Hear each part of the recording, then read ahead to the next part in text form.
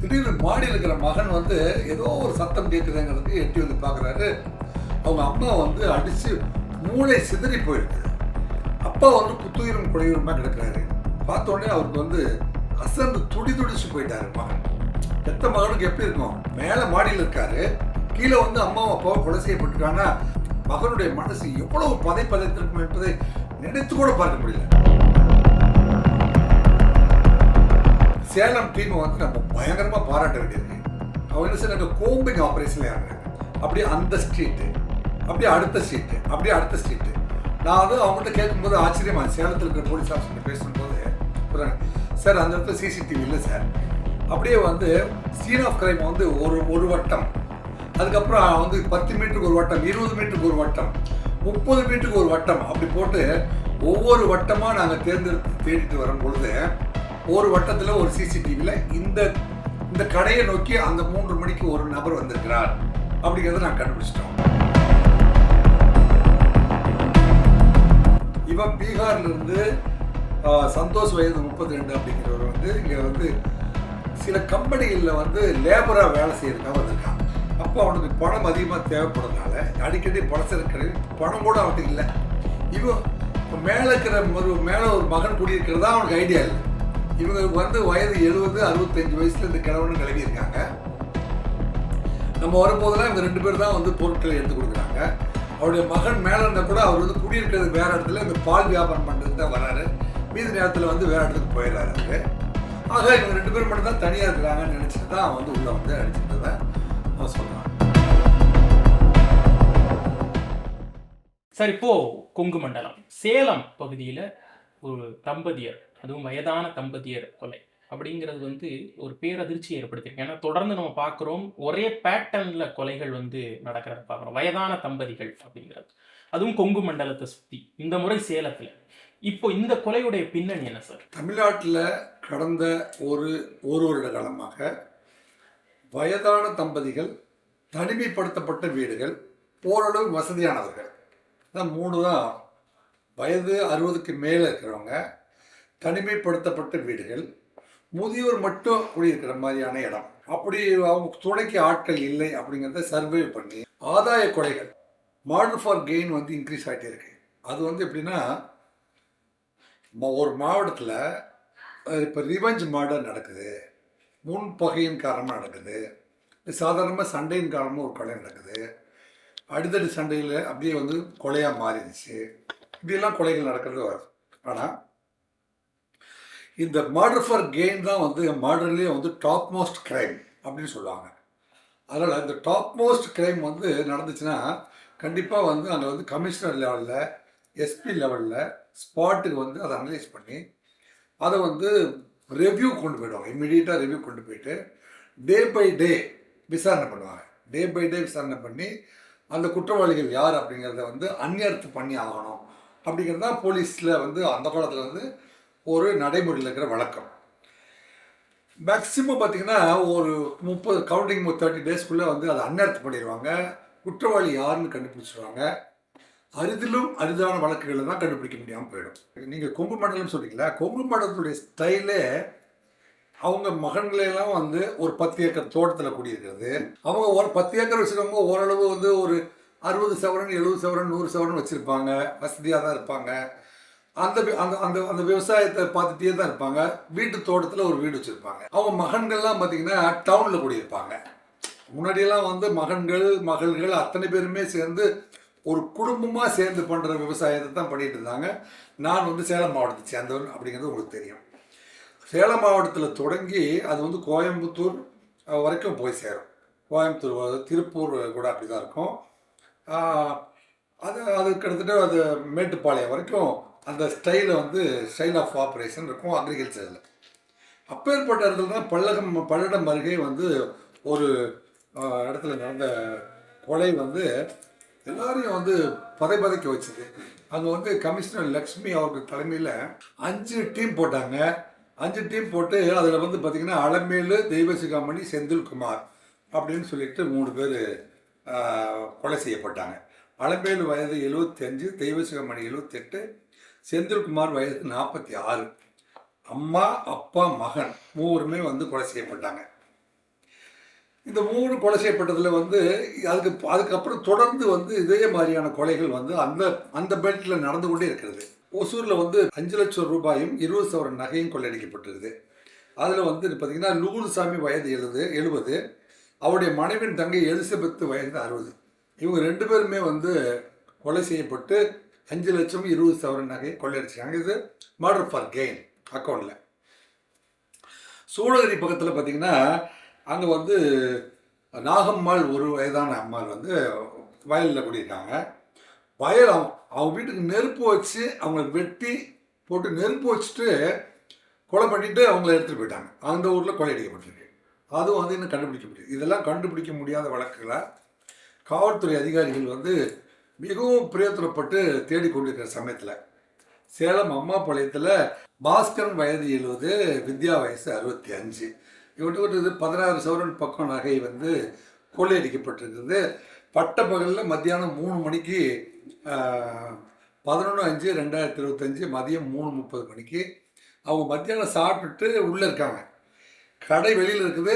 யாராவது வந்து வியாபாரம் பண்ணுறதுக்கு வந்தாங்கன்னா, பொருள் வாங்க வந்தாங்கன்னா எந்திரிச்சு போய் கொடுப்பாங்க. மீதி நேரத்தில் அவங்க அட்டாச்சு சேலம் மாவட்டத்தில் பார்த்திங்கன்னா அட்டாச்சு பின்னாடி வீடு இருக்கும், முன்னாடி கடை இருக்கும்.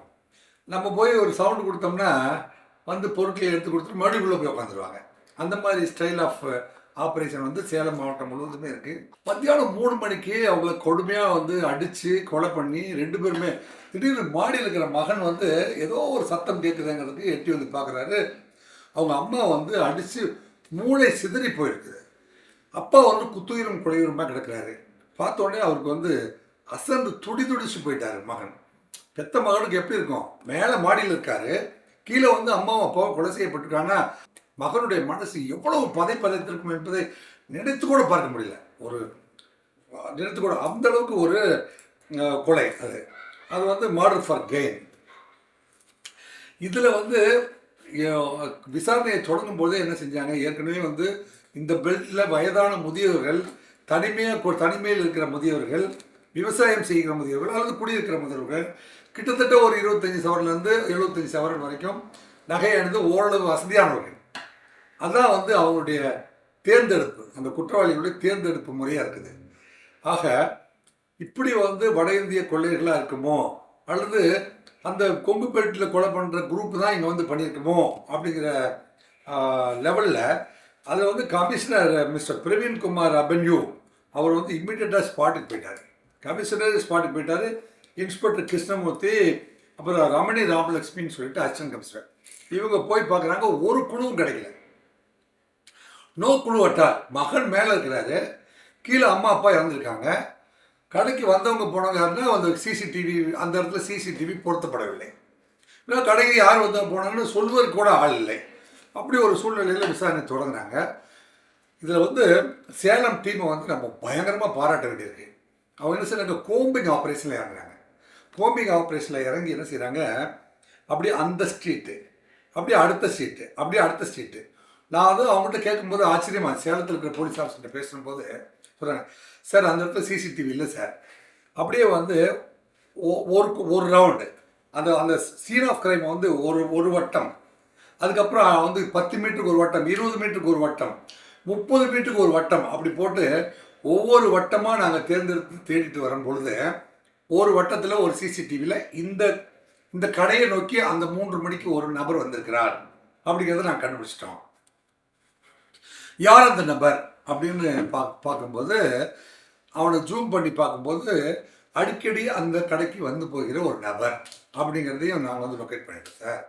அப்படி லொக்கேட் பண்ணும்போது தான் வந்து அவங்களுக்கு கிடைச்ச பெயர் சந்தோஷ், வயது 32, சன் ஆஃப் ராஜ்குமார், எட்டிக்கோட்டை தெரு, அம்மாபாளையம், நேட்டிவ் ஆஃப் பீகார். இவன் பீகார்லேருந்து சந்தோஷ் வயது 32 அப்படிங்கிறவர் வந்து இங்கே வந்து சில கம்பெனிகளில் வந்து லேபராக வேலை செய்யறதுக்காக வந்திருக்கான். லேபராக வேலை செஞ்சுட்டு இவனுக்கு வந்து அடிக்கடி ஒரு பர்மனெண்ட் கம்பெனியில் இவனுக்கு வேலை கிடைக்காதனால இவன் வந்து பல்வேறு கம்பெனிகளில் வேலைக்கு போகிறதும், அங்கே இருக்கிற நண்பர்கிட்ட எல்லாம் கடன் வாங்குறதும், அப்படி ஒரு பழக்கத்துக்கு அடிமையானவனாக இருக்கிறாங்க. அந்த சூழ்நிலையில் வாழ்கிறவனாக இருக்கிறான்னு வைங்களேன்.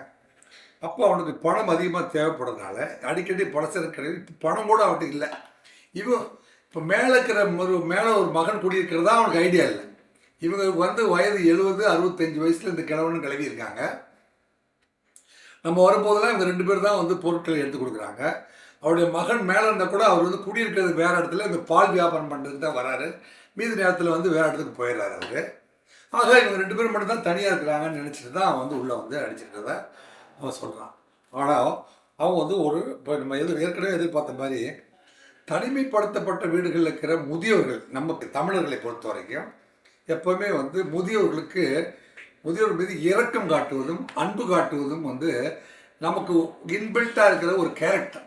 அதான் அறம் சார்ந்த வாழ்வியலில் தமிழர்கள் மேலோங்கி நிற்பவர்கள் அப்படிங்கிறதுல பார்த்திங்கன்னா இந்த மாதிரியான கொள்ளை சம்பவங்களில் இருக்கிற குற்றவாளிகள் பெரும்பாலுமே வந்து பீகாரை சேர்ந்தவர்கள், கல்கத்தாவை சேர்ந்தவர்கள், ராஜஸ்தானை சேர்ந்தவர்கள், மத்திய பிரதேசத்தை சேர்ந்தவர்கள்.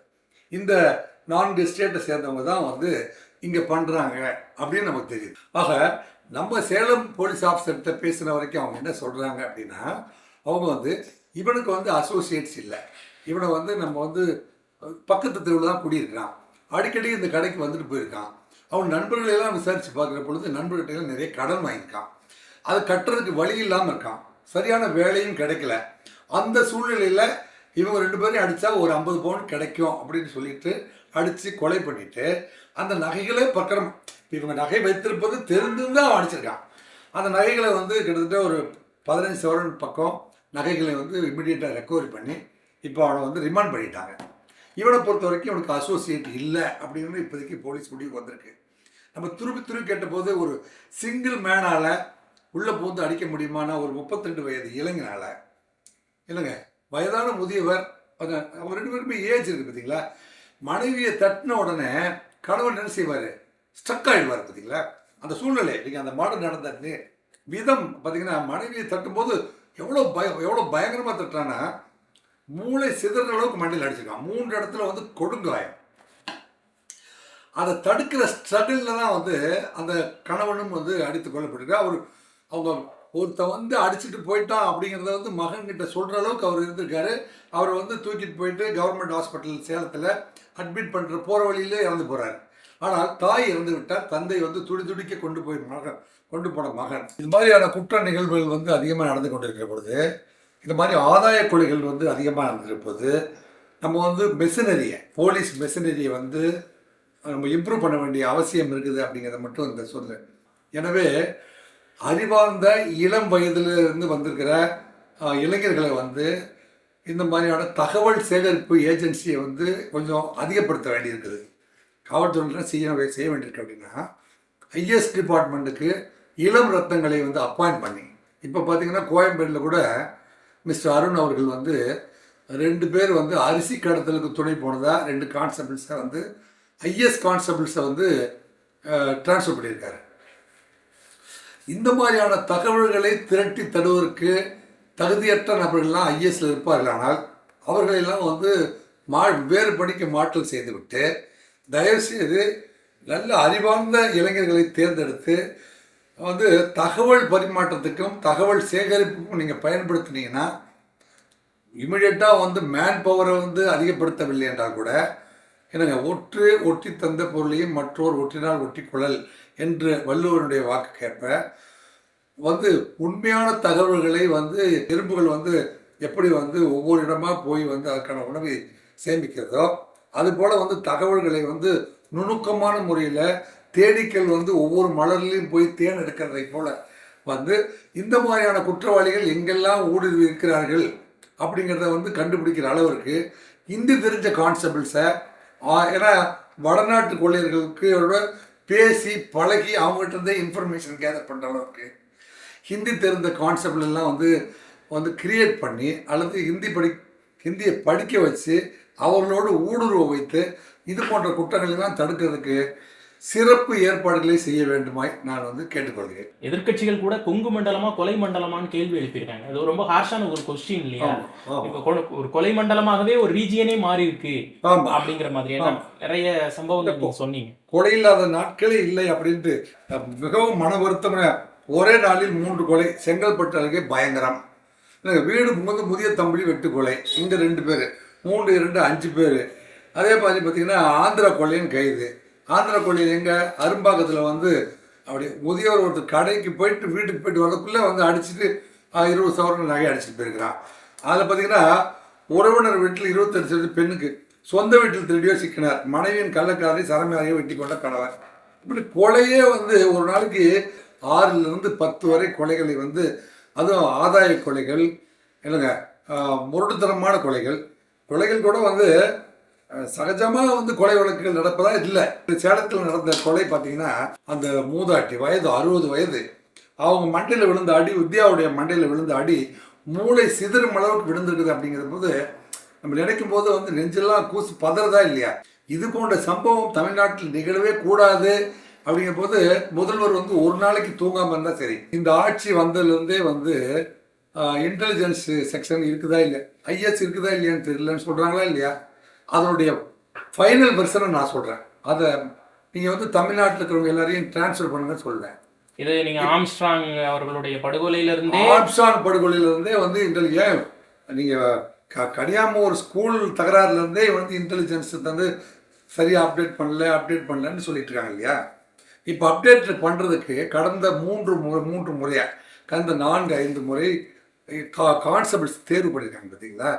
அதில் வந்து பிஇ பட்டதாரிகள், எம்ஏ பட்டதாரிகள், எம்ஏ, எம்ஃபில், பிஹெச்டி படித்த பட்டதாரிகள்லாம் வந்து வேலைக்கு வந்திருக்காங்க. அவன் என்ன நினைக்கிறான்னா 8 மணி நேரம் நான் ரோட்டில் போவேன், 4 பீட் பார்ப்பேன், அப்படியே வந்து தோலில் பை போட்டு வீட்டுக்கு போயிடுவேன். அப்படி கான்ஸ்டபிளரி சிஸ்டம் தமிழ்நாடு முழுவதும் மாறிட்டுருக்கு. தமிழக முதல்வர் அவர்களுக்கு ரொம்ப வருத்தத்தோடும் பணிவோடும் தெரிவித்துக் கொள்கிறேன்னா, யாருமே வந்து சிஎஸ்ஆர் போடுறதில்ல, யாருமே வந்து எஃப்ஐஆர் பதிவு பண்ணுறதே இல்லை, சம்பவ இடத்துக்கு செல்வதே இல்லை. சேலம் மாவட்டம் இதில் வந்து 0ல் இருக்குது. நான் வந்து 10 முறை செக் பண்ணி பார்த்ததில் மேக்ஸிமம் ஒரு 10 மார்க் போடலாம்.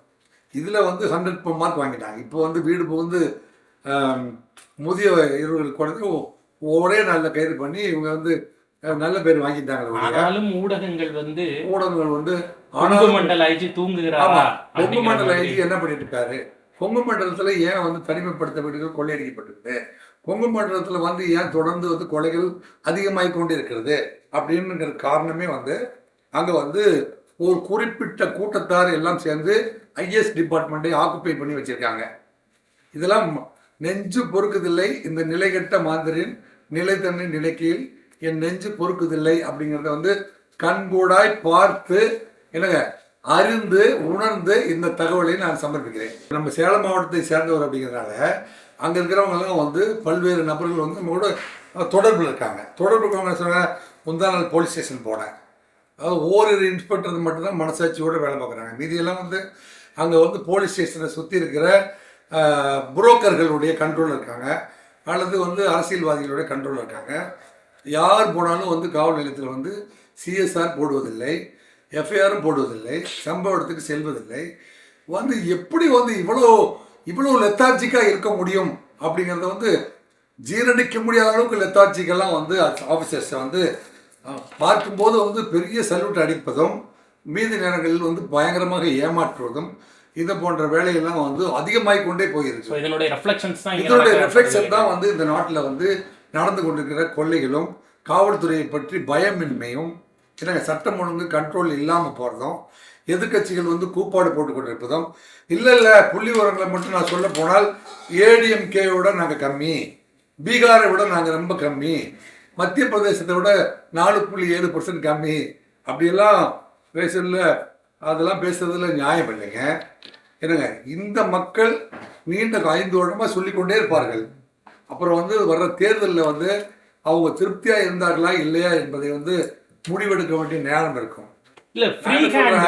நான் சொல்கிறேன், தம்பி வந்து ரொம்ப இளம் வயதில் ரொம்ப துணை முதல்வராக வந்து அற்புதமாக வந்து பணியாற்றி கொண்டிருக்கிறார்.